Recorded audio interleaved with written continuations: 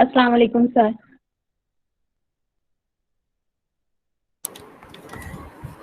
وعلیکم السلام. کیا حال ہے؟ ٹھیک ہے ساری؟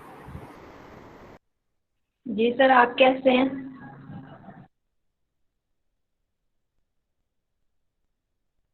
جی شکر الحمد للہ.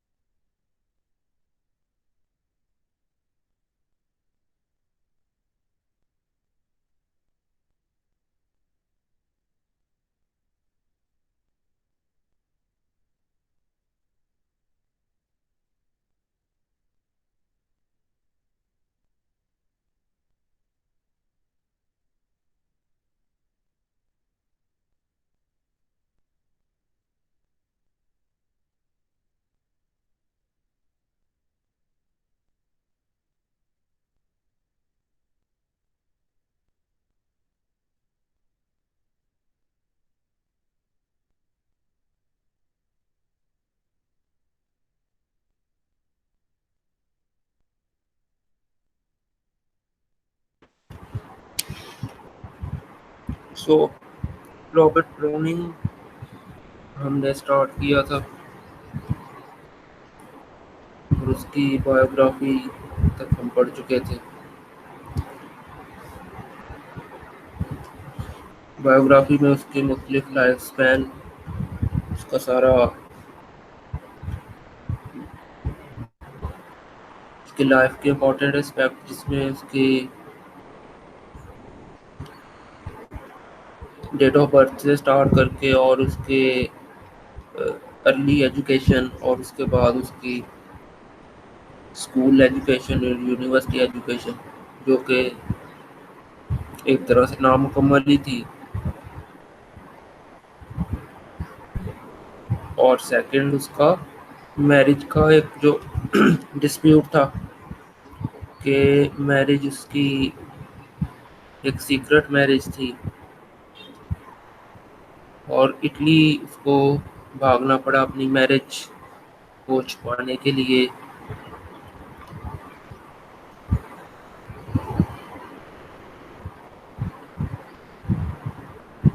اور اس کے بعد اس کی وائف کی ڈیتھ ہو گئی. ایک بیٹا تھا اس کا. اور وہاں سے وہ دوبارہ جب واپس لنڈن آیا، کیونکہ لنڈن سے بھاگ کے گیا تھا اپنی میرج چھپانے کے لیے، تو جب واپس لنڈن آیا تو وہاں پہ اس نے پوئٹری سٹارٹ کی باقاعدہ طور پہ. ذرا زیادہ بڑے لیول پہ کہہ لیں، پہلے اس کو پوئٹری پہلے بھی لکھ رہا تھا، لیکن پہلے اس کو اتنے زیادہ لوگ پذیرائی نہیں دیتے تھے، اتنا زیادہ ایکسیپٹ نہیں کرتے تھے. تو پھر اس نے ذرا زیادہ بڑے پیمانے پہ لکھنا سٹارٹ کیا انگلینڈ میں واپس آ کر. تو اس طرح سے اس کو کافی زیادہ فیم پھر حاصل ہوا انگلینڈ میں جب واپس آیا وہ.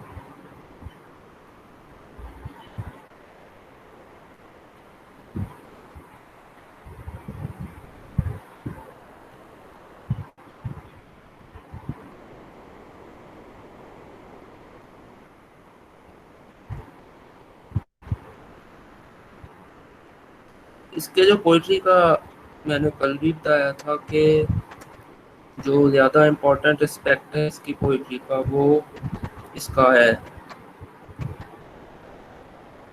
ڈرامیٹک مونولوگ کا یوز.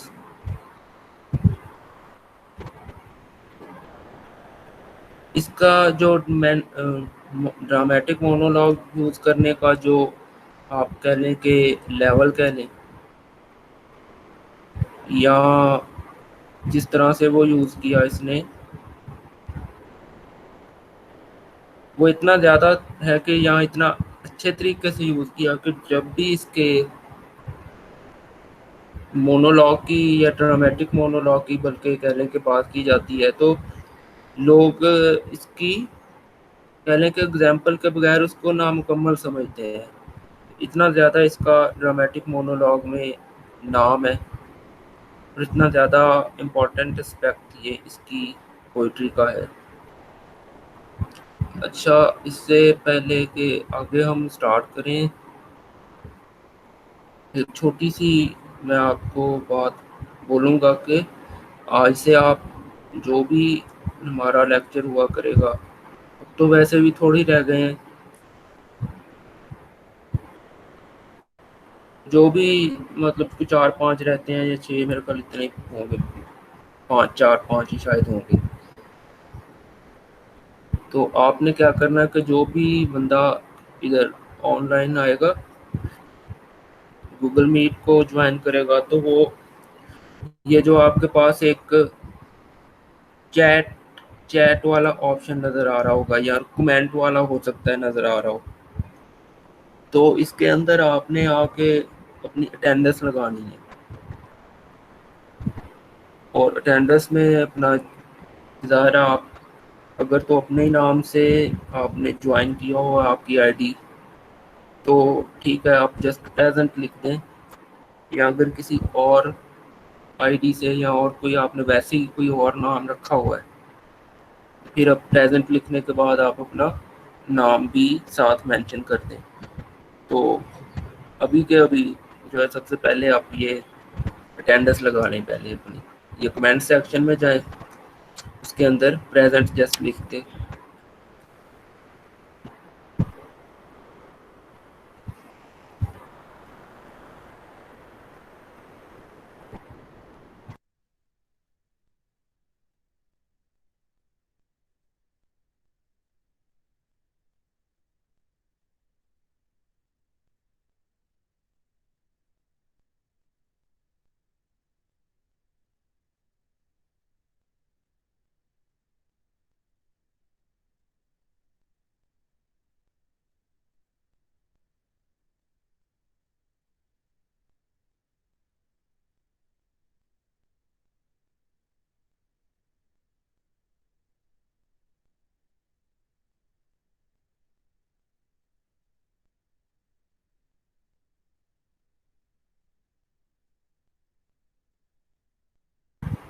تو ڈرامیٹک مونولوگ کے طرف سب سے پہلے چلتے ہیں. ایک تو یہ تھوڑی سی میرے ساتھ کل یہ اچانک سے لیپ ٹاپ کا بریک ڈاؤن ہو گیا میں نے بڑی محنت سے پریزنٹیشن تیار کی تھی آپ کے لیے اور وہ سیو نہ ہو سکی. وہ اچانک سے لیپ ٹاپ کا بریک ڈاؤن ہو گیا اور وہ سیو ہی نہ ہو سکی. میں نے کافی ٹائم لگا کے بنائی تھی لیکن خیر چلے کچھ نہ کچھ گزارا ہو ہی جائے گا.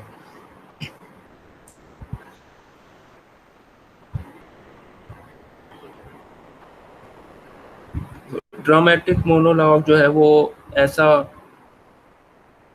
ایسی ایک ٹیکنیک ہے اور یہ زیادہ تر یہ پوئٹری کے اندر استعمال کی جاتی ہے کہ جس کے اندر جو ہے A character speaks to the silent listener جس کے اندر ایک کریکٹر بولتا ہے اور ایک سائلنٹ لسنر ہوتا ہے جو اس کی بات سنتا ہے. وہ جو سائلنٹ لسنر ہوتا ہے وہ اس دوران جب ایک اسپیکر یا ایک کریکٹر بول رہا ہوتا ہے تو وہ بالکل بھی بول نہیں رہا ہوتا ہے وہ کوئی بھی بات نہیں کرتا ہے. مطلب کوئی ایک بولنے والا کریکٹر ہوتا ہے اور ایک کوئی نہ کوئی بھی لسنر موجود ہوگا. This type has a theatrical qualities یہ جو ہے ایک تھیٹریکل کوالٹیز، یہ ٹائپ جو ہے نا، یہ ڈرامیٹک مونولوگ، جیسے تھیٹر میں ہم یا ڈرامہ جب ہم پڑھتے ہیں تو جس ٹائپ کی کوالٹیز اس کے اندر ہوتی ہیں ڈرامے کے اندر، اس سے ملتی جلتی بہت ساری چیزیں اس کے اندر ہوتی ہیں. اس کو ہم ڈرامیٹک مونولوگ کہتے ہیں، اور یہ پوئٹری میں عام طور پہ استعمال کیا جاتا ہے، یہ والا جو طریقہ ہے یا یہ ٹیکنیک ہے.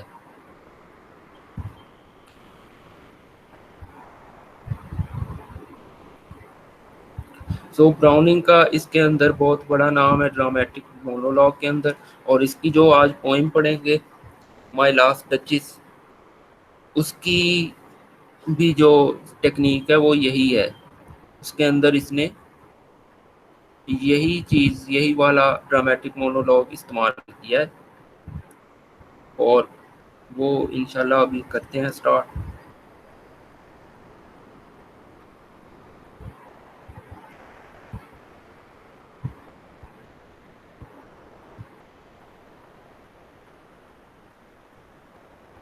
تو اس کے آگے بڑھنے سے پہلے ڈرامیٹک مونولوگ کے کچھ فیچرز ہیں، 3-4 یا کریکٹرسٹکس اس کے کہہ لیں، وہ بھی سن لیں.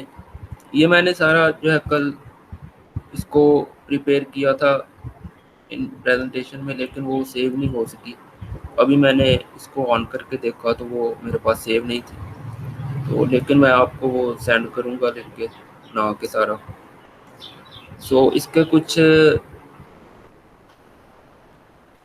کریکٹرسٹکس ہیں یا فیچرز ہیں.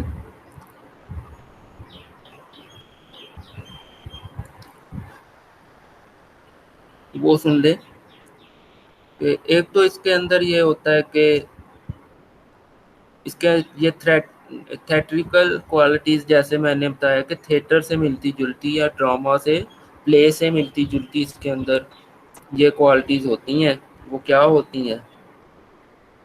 این آڈین از امپلائڈ، کہ آڈینس کوئی نہ کوئی اس کے اندر ہوتی ہے، یعنی کہ کوئی بات سننے والا موجود ہوتا ہے. دیر از نو ڈائلاگ، ڈائلاگ نہیں ہوتا اس کے اندر. یعنی کہ جیسے ہم ڈرامہ میں اکثر دیکھتے ہیں کہ ایک بندہ بات کرتا ہے تو دوسرا اس کا جواب دے رہا ہوتا ہے، اس طرح اس میں نہیں ہوتا. اس میں صرف ایک بندہ ہی بات کر رہا ہوتا ہے اور وہی سارا ٹائم بات کرتا ہے. And the poet takes on the voice of a character, اور پوئٹ جو ہے وہ ایک کریکٹر کی وائس ٹیک آن کرتا ہے، یعنی کہ ایک کریکٹر کے ذریعے بات کرتا ہے. آ فکشنل آئیڈینٹی اور آ پرسونا. تو ایک فکشنل آئیڈینٹی ہوتی ہے اس کے اندر، یعنی جو کریکٹر ہوتا ہے جو بات کر رہا ہوتا ہے وہ ایک فکشنل آئیڈینٹی ہوتی ہے، یعنی کہ جو ریئل نہیں ہوتی، کوئی ایسی شخصیت ہوتی ہے جو ریئلٹی سے جس کا تعلق نہ ہو. یہ اس کی 3-4 کریکٹرسٹک ہے.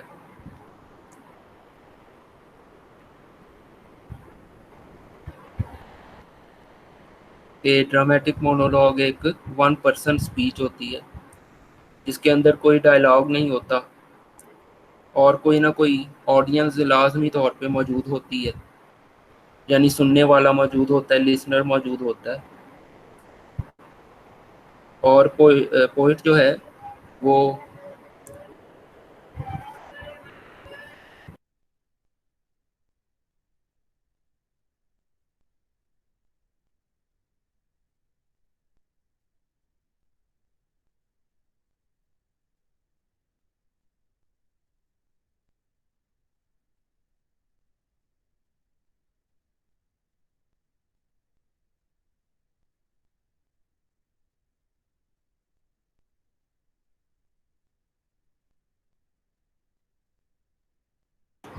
پوئٹ جو ہے وہ ایک کریکٹر کی وائس کو ٹیک آن کرتا ہے. جو بھی نیا جوائن کر رہا ہے ہمیں اس کو بھی یہ میں بتا دوں کہ اپنی اٹینڈنس لگائیں ادھر کمنٹ سیکشن کے اندر، اور اس کے اندر پریزنٹ لکھ دیں. سو اس کے بعد چلتے ہیں اس کی پوئم کی طرف. پوئم جو ہے مائی لاسٹ ڈچیز ہے اس کی، جو ہم سٹارٹ کریں گے.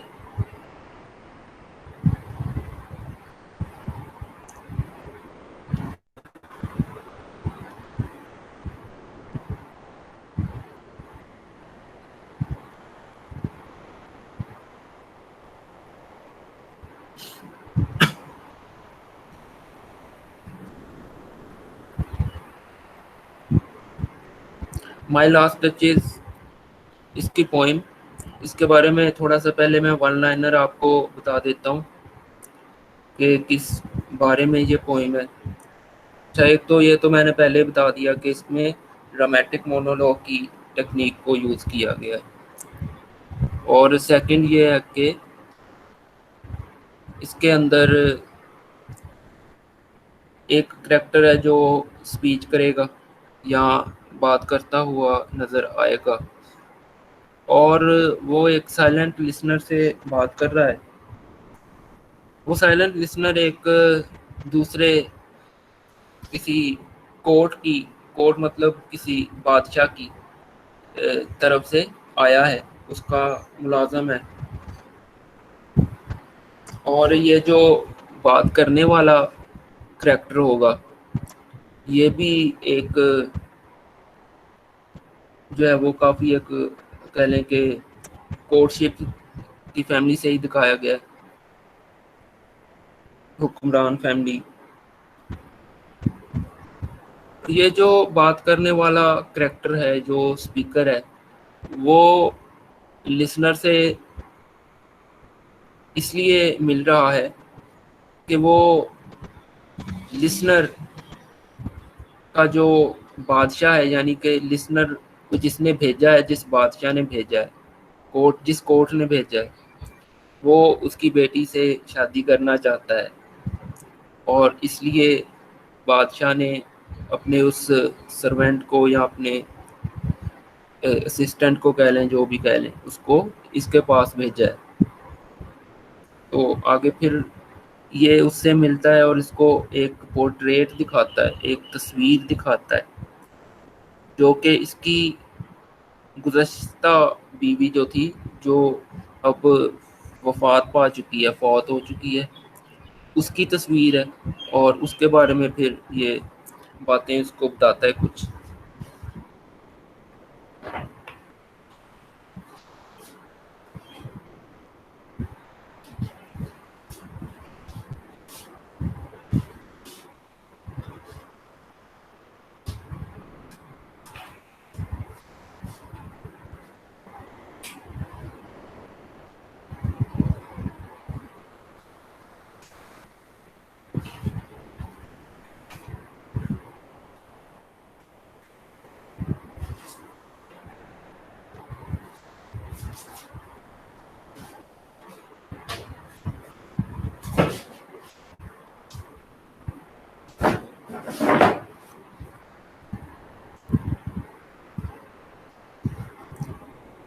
سب سے پہلے پوئم کی سیٹنگ ہے کہ کہاں پہ ٹیک پلیس کر رہی ہے پوئم. یہ setting of the poem is private art gallery in the palace of the duke of فریرا.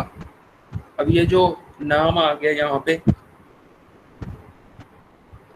Us character کا، جو اصل میں سپیکر ہوگا اس پوئم کے اندر، تو اس کا نام ڈیوک آف فریرا ہے. یہ کریکٹر کا نیم، جو کہ اس دوران بات کرتا ہوا نظر آئے گا. Setting of the poem is a private art gallery in the palace of the Duke of Ferrara in mid-16th century Renaissance Italy. Italy کے اندر 16 سینچری کے مڈ میں یہ سیٹنگ دکھائی گئی ہے، اور اٹلی کے اندر اس کا محل ہے یا گھر ہے، کہہ لیں کہ ڈیوک آف فریرا کا. اور وہاں پہ ایک گھر کے اندر جو آرٹ گیلری موجود ہے، وہاں پہ یہ کریکٹر موجود ہوں گے دونوں، اور وہاں پہ پوئم ٹیک پلیس کرے گی.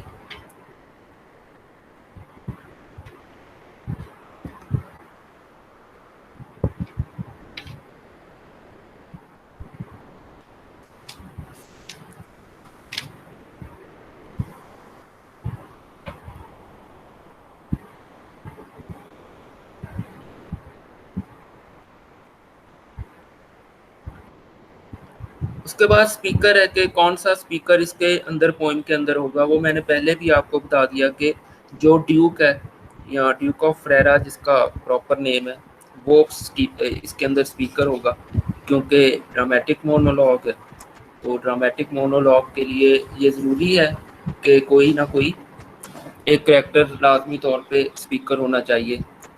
تو یہ سپیکر یہ ڈیوک آف فریرا اس کے اندر سپیکر ہوگا. اس کے بعد تھیمز ہے، تھیمز پہ انشاءاللہ بعد میں آتے ہیں، پہلے سمری اس کی ڈسکس کرتے ہیں.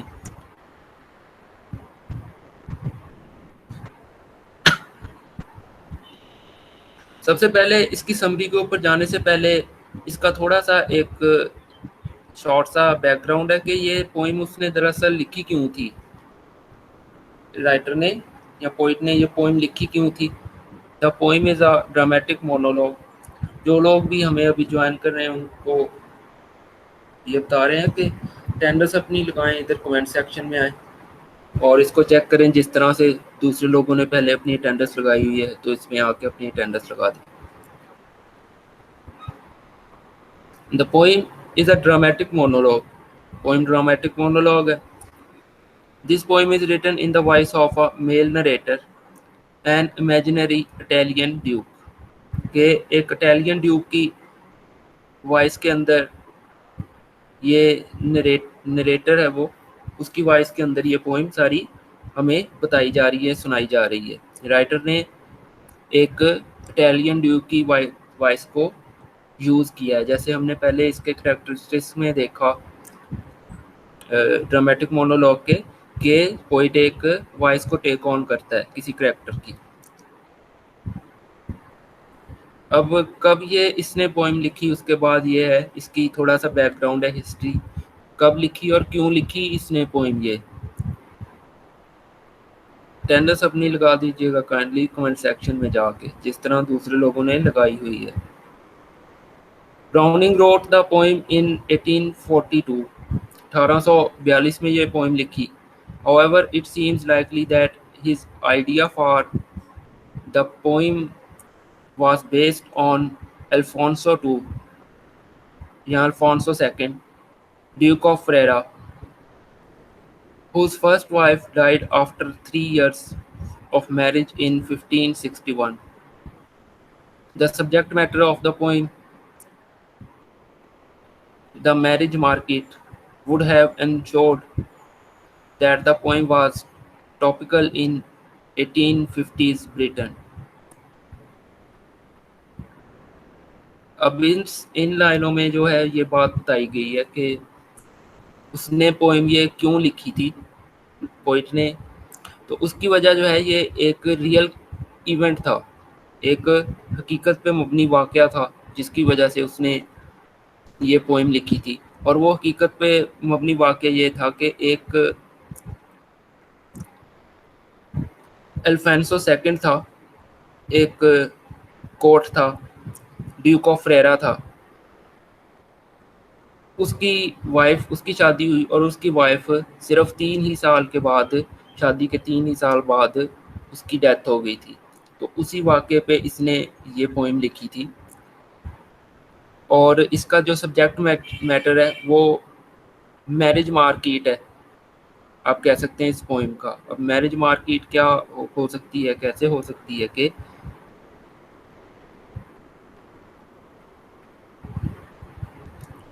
جب یہ پوئم لکھی گئی تھی تو اس ٹائم پہ ایک یہ بہت زیادہ ٹرینڈ تھا چل رہا کہ جو اس ٹائم پہ وہاں پہ لوگ شادی کرتے تھے وہ اس کو اپنی وائف کو زیادہ اہمیت نہیں دیتے تھے. ان کے لیے ان کی وائف جسٹ ایک ٹوائے کی طرح ہوتی تھی. وہ اس کو ڈسپوزیبل سمجھتے تھے کہ بس جس طرح اس کو یوز کرنا چاہتے ہیں اس کو یوز کریں اور اس کے بعد اس کو ڈسپوز آف کر دیں. اس کو بے شک مارنا بھی پڑے، اس کو قتل بھی کرنا پڑے تو اس کو قتل بھی کر دیا جائے. اور وہ جو ہے وہ کئی شادیاں لوگ وہاں پہ کرتے تھے اس ٹائم پہ. اسی طرح سے کہ جب پہلے والی بیوی تھی یہاں اس کو مار دیتے تھے یا ویسے اس سے کسی طریقے سے جان چھڑا لیتے تھے، اور اس کو بالکل وہ چاہتے تھے کہ وہ ان کی ایک سروینٹ یا بن کے رہے اور اس کو جانوروں کی طرح ٹریٹ کرتے تھے۔ تو اسی چیز کو اس نے سبجیکٹ بنا کے اور یہ پوئم لکھی ہے۔ جو لوگ جوائن کر رہے ہیں اپنے اٹینڈنس ضرور لگائیں کمنٹ سیکشن میں جا کے۔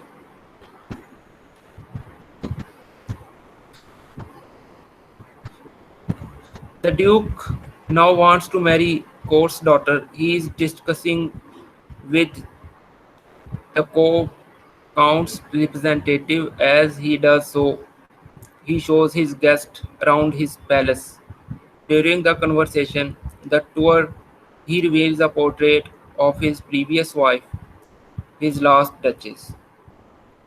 اب یہ پوئم کا ایک ون لائنر دوبارہ سے دیا گیا ہے کہ جو ڈیوک ہے، اب ہمیں ایک کریکٹر جو نظر آ رہا ہے اس پوئم کے اندر، وہ اس کورٹ کا ریپرزینٹیٹیو جس سے بیٹی سے وہ شادی کرنا چاہتا ہے، اس کو لے کے اپنے پیلس میں آیا ہے اور اس کو پیلس کی سیر کروا رہا ہے اور آرٹ گیلری میں لے کے جاتا ہے۔ وہاں پہ اپنی جو پریویس اس کی وائف تھی یا لاسٹ وائف تھی جو فوت ہو چکی ہے اب،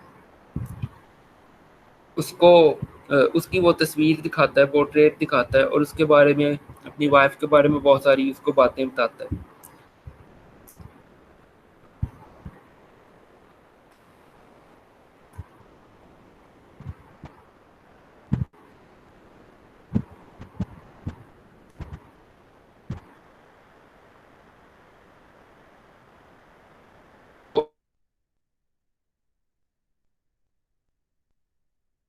My last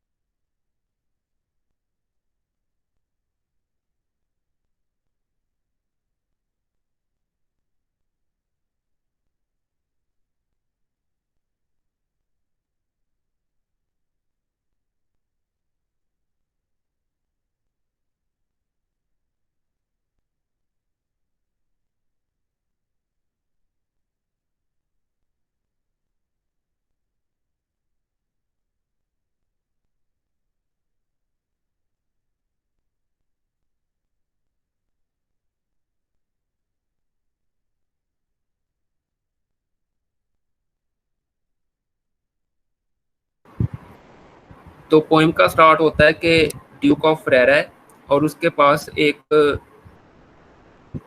دوسرے کورٹ کا یا دوسرے کہہ لیں کہ بادشاہ کا، سمپل لفظوں میں ایک ریپرزینٹیٹیو آیا ہے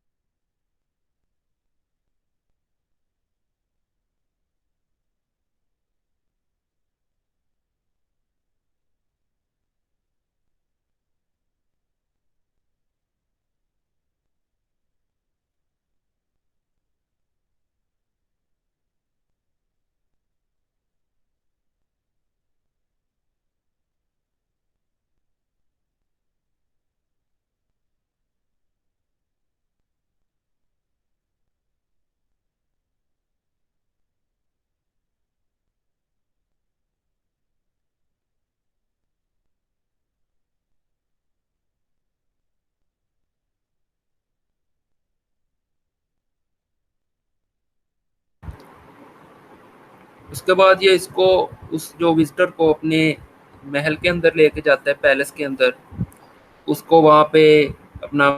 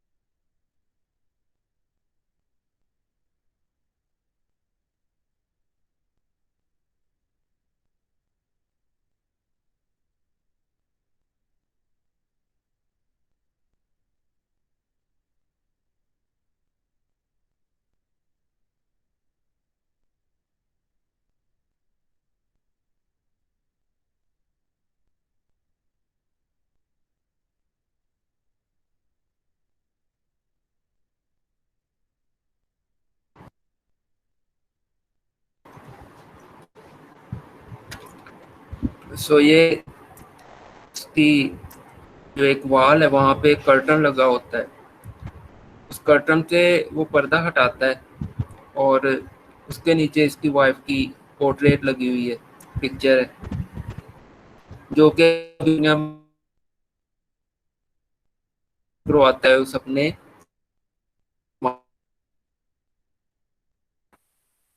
اب جو انٹروڈکشن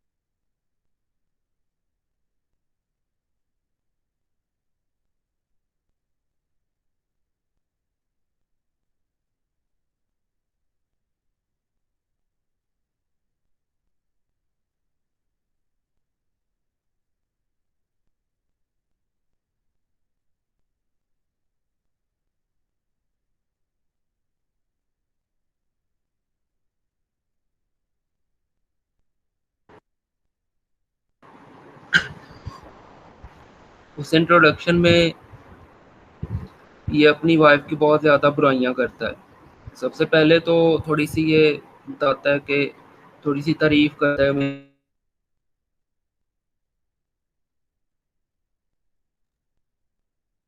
کہ اس کی کچھ تھوڑی سی تعریف کرتا ہے، لیکن پھر یہ کیا کرتا ہے کہ پھر یہ بتاتا ہے کہ میری جو وائف تھی وہ ایکچولی بہت زیادہ اچھی، اس کی نا ایک یہ کوالٹی تھی کہ اس کی اسمائل کافی اچھی تھی. اسمائل، تو وہ کہتا ہے کہ اس کی ایک عادت تھی اس کی وائف کی کہ وہ ہنس کے ہر کسی کے ساتھ ہنس کے ملاقات کرتی تھی، ہنس کے بات کرتی تھی. تو یہ چیز مجھے بہت ہی زیادہ بری لگتی تھی. میں چاہتا تھا کہ وہ صرف اور صرف میرے ساتھ ہنسے بولے. تو اس وجہ سے وہ کہتا ہے کہ یہ چیز مجھے بہت ہی زیادہ غصہ دلاتی تھی. اور بلاخر وہ کہتا ہے کہ میں اس نہج پہ پہنچ گیا، میری برداشت اتنی زیادہ جواب دے گئی کہ میں نے پھر اس کو جو ہے، یہ لائن یہاں پہ لکھی ہے، he instead gave commands to have her killed، کہ میں نے اس کا مرڈر ہی کر ڈالا یا کروا دیا کسی سے. کہ میں نے، مجھے اس بات پہ مجبور کیا اس کی اس بات نے، اس کے ہنس کے ملنے کے اوپر سب سے. اور میں اتنا زیادہ اس کو انسیکیور سمجھتا تھا، یا اتنا زیادہ پوزیسو وہ کہہ لیں کہ اس کی نیچر یہاں پہ شو ہوتی ہے کہ اس نے اپنی وائف کو مرڈر ہی کر ڈالا. The Duke ends his story by asking the envoy to rise and accompany him back to the Count. The father of the Duke's impending bride and the envoy employed. تو اس کو پھر وہ واپس اس کمرے سے ساتھ لے کے چلتا اور کہتا ہے وہاں چلتے ہیں جہاں پہ لڑکی کا باپ موجود ہے، یعنی جس سے وہ شادی کرنا چاہتا ہے. He mentions that he expects a high dowry. اور واپس جاتے ہوئے وہ اس ریپرزینٹیٹیو سے یہ بات بھی کر ڈالتا ہے کہ میں امید کرتا ہوں کہ مجھے بہت اچھا خاصا جو ہے جہیز دیا جائے گا.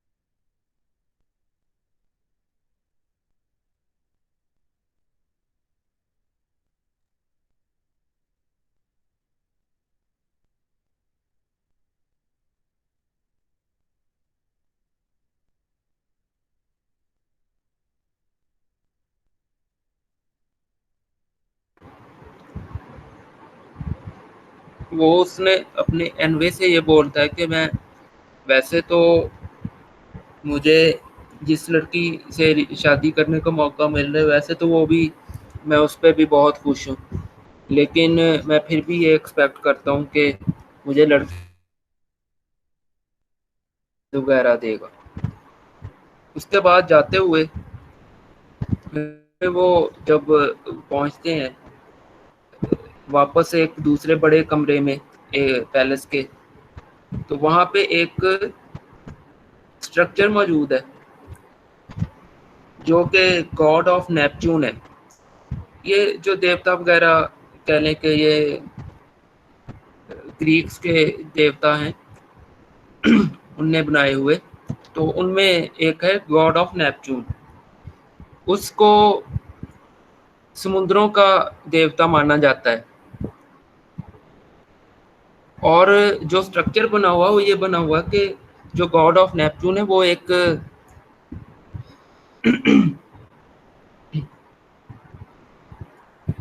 سی ہارس ہے، ایک دریائی گھوڑا ہے. اس کو وہ ٹیم کر رہا ہے یا سدھار رہا ہے اردو میں جیسے بولتے ہیں. وہ ایک سٹرکچر جو ہے وہ اس کے پیلس کے ایک دوسری جگہ پہ بنا ہوا ہے.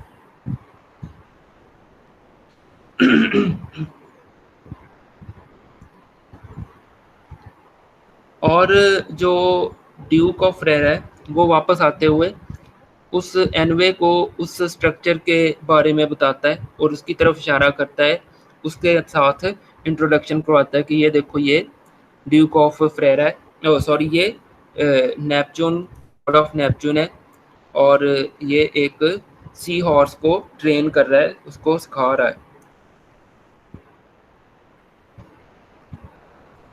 اب یہاں پہ جو سی ہارس کو یہ گاڈ آف نیپچون سکھا رہا ہے، یہ دراصل ایک طرح سے سمبل کے طور پہ یوز ہوا ہے. یہ دراصل جو گاڈ آف نیپچون ہے یہ اصل میں اس ڈیوک آف فریرا کی جانب اشارہ کرتا ہے، اور جو اس کی یہ ہے سی ہارس ہے یہ ایک عورت کی جانب اشارہ کرتا ہے کہ جو ڈیوک آف فریرا تھا وہ عورت کو اپنے اشاروں پہ چلانا چاہتا تھا. وہ چاہتا تھا کہ جس طرح سے وہ ڈیوک آف فریرا چاہتا ہے تو اس کی جو بھی وائف ہو وہ اس کے کہنے پہ ہی عمل کرے، یا جس طرح سے وہ اس کو اپنے اشاروں پہ چلانا چاہے اور جیسی اس کی ٹریننگ کرنا چاہے وہ بالکل ویسے ہی اس کا حکم مانے اور ویسے ہی کرے جیسے وہ چاہتا ہے. تو یہ گاڈ آف نیپچون کا جو سٹرکچر ہے یا اسٹیچو ہے یہ ڈیوک آف فریرا کی جانب یہ سمبل کرتا ہے، یہ اشارہ کرتا ہے.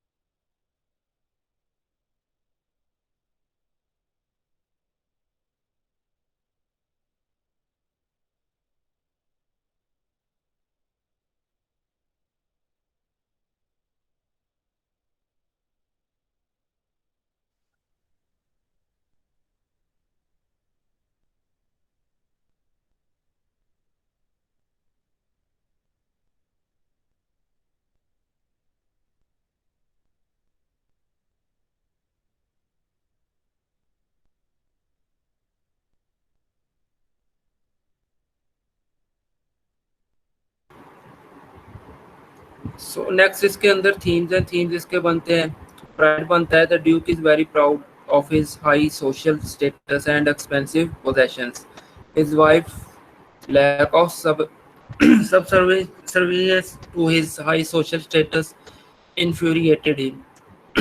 کہ اپنے وہ پرائڈ کی وجہ سے وہ اپنی وائف کو اپنا ایک جو ہے وہ غلام سمجھتا ہے, اور وہ اس کی وائف جو ہے اس کے سوشل اسٹیٹس کے مطابق جو ہے وہ اس کے حکم کو نہیں مانتی, تو وہ اس کو مرڈر ہی کروا دیتا ہے. جیلسی اس کے بعد ہے کہ جیلسی کا تھیم بنتا ہے کہ وہ اگر دوسرے لوگوں سے ہنس کے بات کرتی ہے تو وہ بہت زیادہ جیلس ہوتا ہے اس سے. اور بھی اس کے علاوہ ایک دو تھیم اس کے بنتے ہیں. میرج کا جو ہے وہ ایک بنتا ہے, میرج کا ایشو, یعنی کہ کس طرح ہے یہ میں نے سٹارٹ میں جیسے بتایا کہ ایک میرج مارکیٹ کے اوپر اس نے کہہ لیں کہ ایک لکھا ہے یہ اس کو پوئم کو, کہ کس طرح سے ایک شادی کا بازار لگا ہوا تھا اس ٹائم پہ, کہ لوگ جو ہے وہ دڑا دڑ شادیاں کرتے تھے اور پچھلی بیوی کو جو ہے وہ ڈسپوز آف کر دیتے تھے. تو یہاں تک آج کے لیے آئی تھنک کافی ہے. اس کا انالیسز ہے وہ انشاءاللہ نیکسٹ ٹائم کریں گے.